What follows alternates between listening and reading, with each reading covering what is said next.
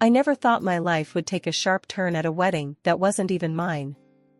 That day, I was just the girl behind the camera, trying to make a name for myself in the chaotic world of photography. My job was to capture the joy, the tears, and, if I got lucky, the soul of the moment. Little did I know, my soul was about to intertwine with someone else's. The bride and groom were a typical couple, all smiles and dances, lost in their bubble of happiness. I was moving around, clicking away, making sure to get every angle, when I bumped into him, Alex. He was a guest, a friend of the groom's or something. Tall, with a mischievous grin that didn't match the formal wear he was somewhat uncomfortably stuffed into. "Whoa, careful there. Wouldn't want you ruining your camera before the cake cutting," he joked, steadying my arm. I rolled my eyes, not really in the mood for banter. "Thanks, I guess. I'll manage." He chuckled, not at all deterred. "Name's Alex. And you are?" "Does it matter?" "I'm just the photographer," I replied, focusing on adjusting my lens rather than his piercing gaze.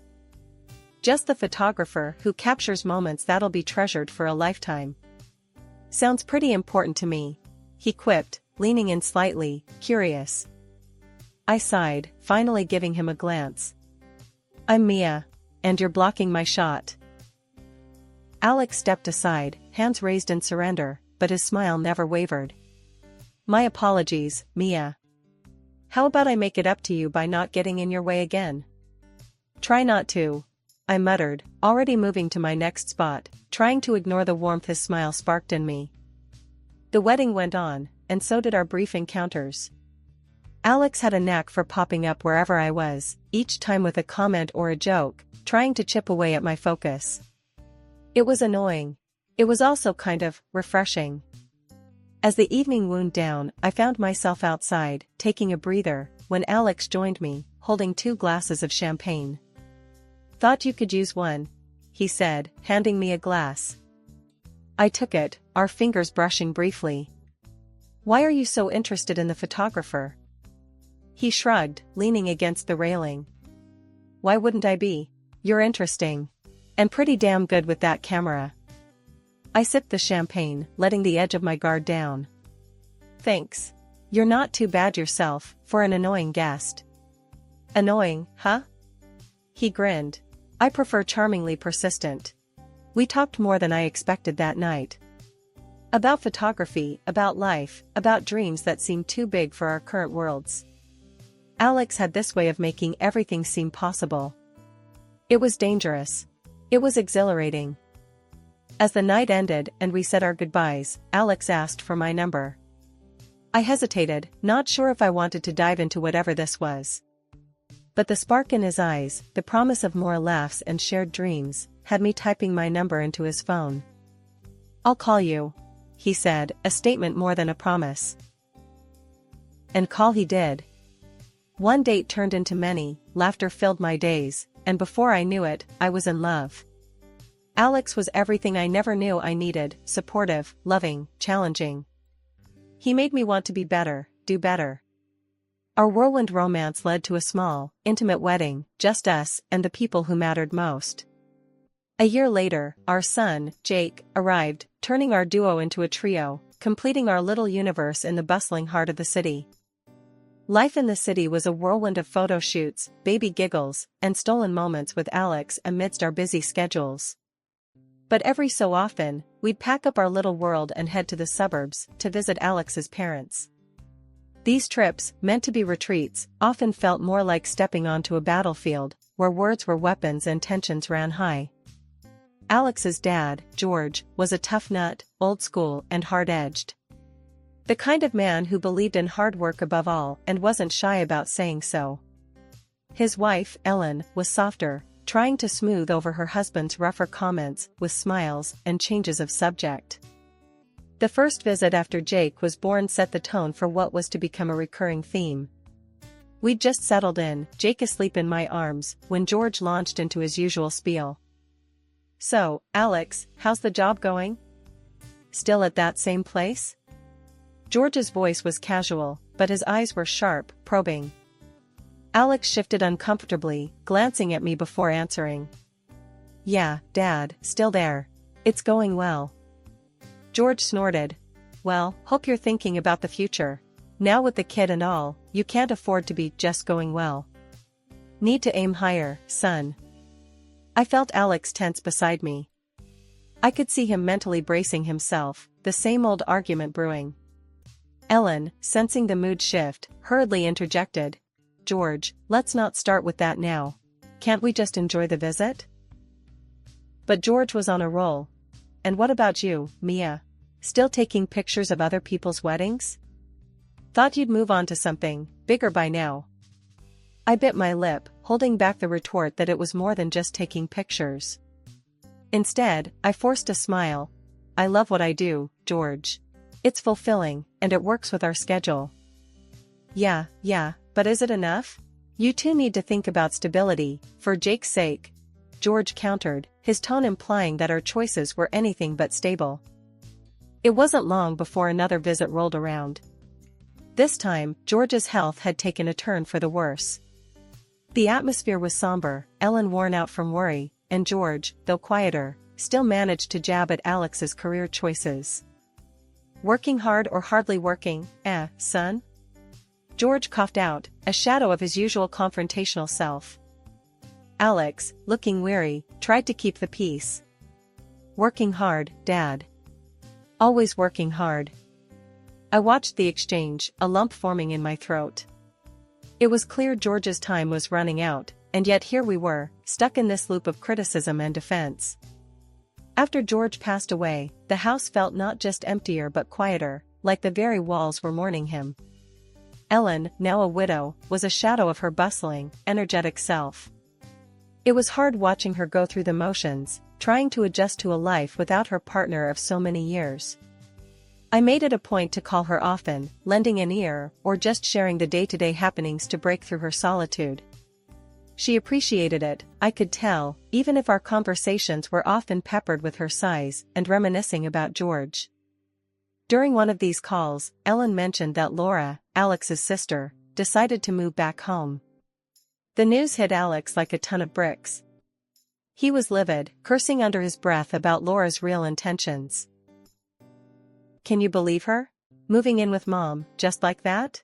It's clear as day, she's eyeing the inheritance. Always the opportunist, waiting to swoop in.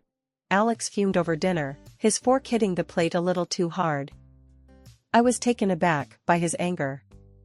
Alex, isn't she just trying to be there for your mom? After all, Ellen is going through a lot right now. He scoffed, shaking his head. Mia, you don't know Laura like I do. She's slick, always playing the caring daughter card when it suits her. And now, with Dad gone, she's probably got her sights set on whatever she can get her hands on. It was surprising, hearing Alex talk this way about his sister. I knew they had their differences, but this was a side of him I hadn't seen.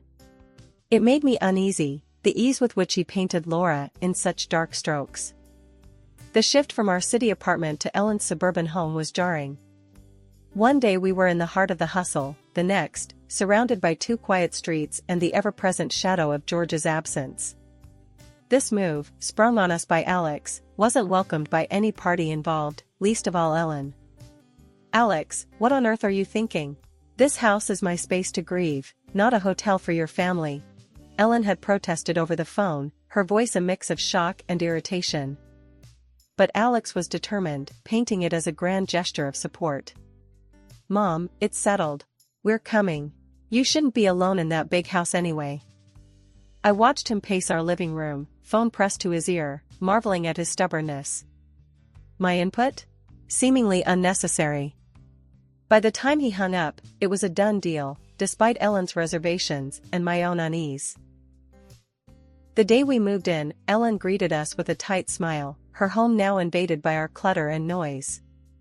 Laura was there too, her welcome far less strained, surprisingly. Hey, the more the merrier, right? She quipped, eyeing our boxes with an indifference that irked Alex. Mia, can you believe this? Alex grumbled as we unpacked in what used to be George's study.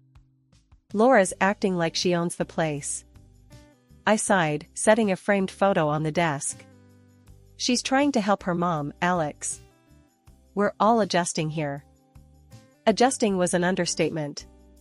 The dynamics within the house shifted like sand underfoot. Ellen, once the matriarch, seemed to shrink, her voice lost amid the chaos of our resettled lives. Laura, on the other hand, floated through her days, contributing little and observing much. Dinner times were the worst. Ellen would cook, a silent figure moving through her kitchen, while Laura somehow always dodged the task. Alex and I would offer to help, but Ellen's polite refusals left us sidelined, spectators in our own lives. "Why don't you let me cook tomorrow, Ellen?" I'd offer, only to be met with a weary smile. "Oh, dear, no need. I've got it. You take care of Jake and your work. That's enough." And so, the pattern continued, with me feeling more like a guest than a member of the household.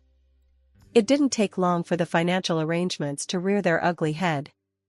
Alex, ever the man of the house, took it upon himself to dictate terms. "Mia, I'll handle the groceries. You can cover the utilities, all right?" he declared one evening, as if it were the most natural division of responsibilities. I blinked, taken aback. "Sure, I guess. But should we talk about this with Ellen? It's her house, after all." Alex waved off my concerns. "No need. Mom's got enough on her plate. We're helping out." Helping out felt a lot like taking over. My photography gigs became my escape, a chance to breathe beyond the suffocating walls of a home that wasn't ours. Yet, even as I immersed myself in work, the home front demanded more. Laura's busy schedule somehow justified her lack of contribution, leaving me to pick up the slack. "Mia, can you believe Laura? Always too busy to help out. It's all on you and Mom," Alex would rant, oblivious to the irony of his words. I'd nod, biting back my frustration. "Yeah, too busy. I noticed. It wasn't just the chores or the finances. It was the weight of living under a roof filled with unspoken grievances and mourning." Ellen's grief was a constant presence, her occasional tears a reminder of the life she lost. Laura's indifference and Alex's growing bitterness added layers to an already complex living situation. 2 years had melted away since we moved into Ellen's place, and life had found its peculiar rhythm. Ellen, though frilier with each passing day, never lost her spirit, always finding a bit of strength to help me with Jake, who was now 3 and as curious as a cat. He had this thing for gadgets, mimicking me whenever I was on my phone or working with my camera. So, thinking it might fuel his curiosity in a good way, I got him a kitty smartphone. It was a hit. He was snapping photos of everything from his half-eaten breakfast to his toys strewn across the floor, and using the voice recorder like he was on some secret mission. One day, Alex decided to take Jake for a walk, a bit of father-son bonding time. They came back with Jake chattering nonstop about the ducks they saw. As I was cleaning up, I spotted Jake's toy phone left on the couch, a little smudged. I picked it up, intending to give it a quick wipe, when my finger accidentally hit the play button on one of the voice recordings. What I heard next stopped me cold. It was Alex and Laura, their voices clear as day, talking in a way I'd never imagined. They weren't at each other's throats, as they'd have us believe. No, they were in cahoots, laying out plans that chilled me to the bone. Alex's voice cut through first. "We've got to be smarter about this, Laura. Mom's no fool, she's starting to ask questions." Laura's reply was sharp. "Chill, Alex. You worry too much. We just need to keep up the act a little longer." My heart raced. Act? What act? Alex was confessing to Laura about losing his job because he couldn't be bothered to show up, admitting he'd been mooching off me ever since. But what twisted the knife was their scheme against Ellen. Laura was ranting about Ellen's plans to move to a fancy nursing home, how they needed to stop her before she drained what they saw as their inheritance. Their plot was sinister, talking about declaring Ellen incompetent, all to grab her property. Or is it better to get rid of her physically altogether? The recording cut off abruptly, leaving a silence that roared in my ears. I sat there, the phone still in my hand, my mind racing. Betrayal wasn't a strong enough word for this. This was cold, calculated deceit, a stab in the back from the people I considered family. And yet, as furious and shaken as I was, I knew I couldn't confront Alex right away. No, I needed to play this smart, for Ellen's sake, for Jake's. I couldn't let on that I knew. So, I swallowed the storm inside me, and went about the evening as if nothing had changed. Dinner was a blur. I nodded and smiled robotically, watching Alex and Laura bicker over trivialities, a performance I now knew was just for show. I had to tell Ellen. She needed to know the depth of deceit circling around her. When I played the recording for Ellen, her reaction was a mix of resignation and sadness.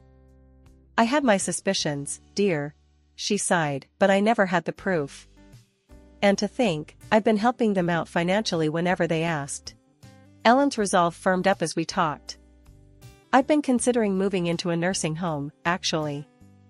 I have the savings for it. But now, hearing this, we need to act, and fast, before they realize we're onto them. We called in a lawyer when Alex and Laura were out, ensuring our plans remained under wraps. Ellen was clear and direct, instructing the lawyer to change her will to exclude both Alex and Laura. The lawyer nodded, understanding the gravity of the situation. A few days later, during a family dinner that was tense at best, Ellen dropped her bombshell. "I've decided to give you the house," she announced, watching as Alex and Laura's faces lit up with greedy anticipation. But then, she added the condition about paying for their 2-year stay, to the tune of $186,000. The smug smiles vanished, replaced by shock and outrage. "You can't be serious. We're not paying for anything," Alex exploded, with Laura chiming in, echoing his disbelief. Ellen remained unfazed. "Then I'll see you in court for conspiring against me," she countered, her voice steady. Their protests died down when I played the damning recording from Jake's phone. The shift in their demeanor was immediate, from outrage to fear, then to turning on each other, trying to shift the blame. Ellen's disappointment was palpable. "I don't want you two around anymore," she declared, her decision final. It was then I laid the divorce papers in front of Alex. "I'm done supporting you. You've lied, not just on me, but on your own mother," I said, my voice firm, betraying none of the turmoil inside. Alex's attempts at excuses were pathetic, and Laura was no better, both of them realizing too late the game was up. "I can't be with someone who'd plot against his own mother," I continued. "We're leaving." The dust had barely settled from the explosion of truths, before I found myself packing up what felt like a lifetime's worth of memories into a few boxes. Jake, bless his heart, was too young to understand the storm swirling around us, his main concern being whether his toys were coming along. "Mommy, can Bear and Mr. Dino come too?"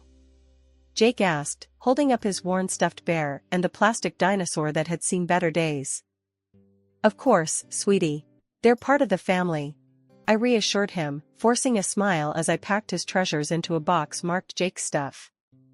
The apartment we moved into was a stark contrast to Ellen's spacious house, but it was ours, a sanctuary from the chaos we'd left behind.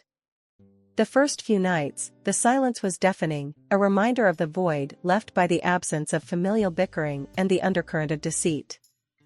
A week later, Ellen, bless her heart, decided it was time to move to that fancy nursing home she'd been talking about. Said she needed a change of scenery, and honestly, who could blame her? I went over to help her pack up her things. It was the least I could do after all we'd been through together. Alex was there too, hovering around, trying to act like he wanted to make things right between us. As if a few sorry words could fix the heap of lies he buried us under. I couldn't even bring myself to look him straight in the eye without feeling a mix of anger and pity. Just gave him this look that said, "Save it," and kept on packing. The divorce wasn't easy, but then again, what divorce is? The judge ended up making Alex pay me $50,000, compensation for all the years he'd been living off me while playing Happy Families. Felt like a small win, but a win nonetheless. A few months down the line, Alex and Laura finally coughed up the $186,000 they owed Ellen for staying in her house, after taking out loans against it.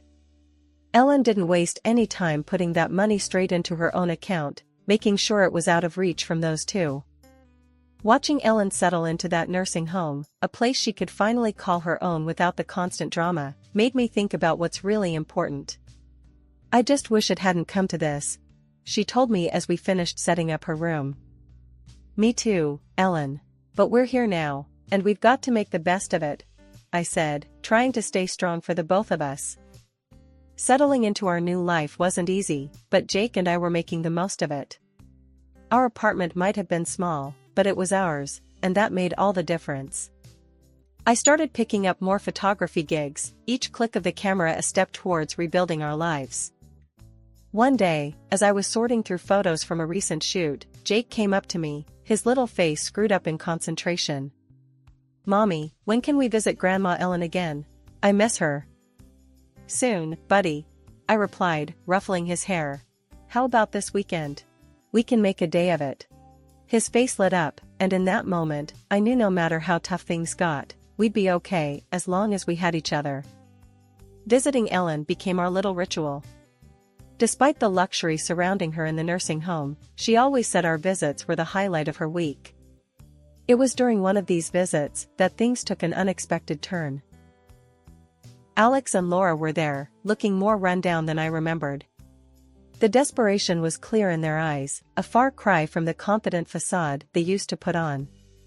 They were practically on their knees, begging Ellen for money, saying the old house was falling apart and they had nowhere else to turn.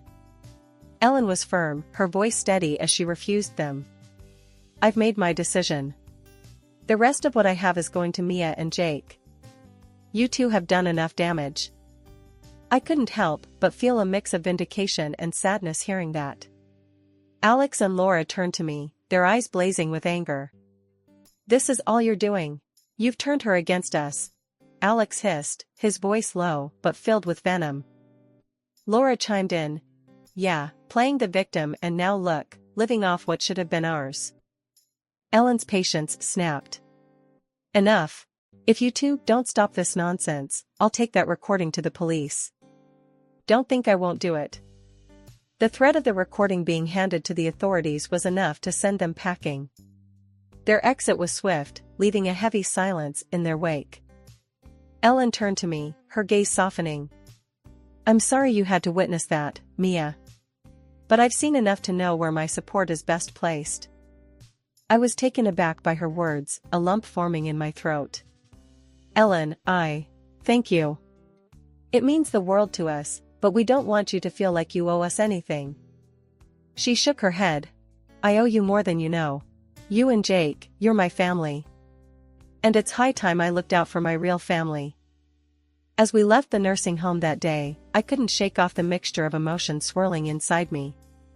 Relief, gratitude, but also a renewed determination to build a better future for Jake, one not shadowed by the deceit and betrayal of the past. Me and Jake, we kept visiting Ellen in that fancy nursing home she moved into. It was nice, seeing her in a good place, away from all the drama. But then, one day, she dropped a bombshell on us during one of our visits. "The house, it's gone," Ellen said out of the blue, her voice shaking a bit.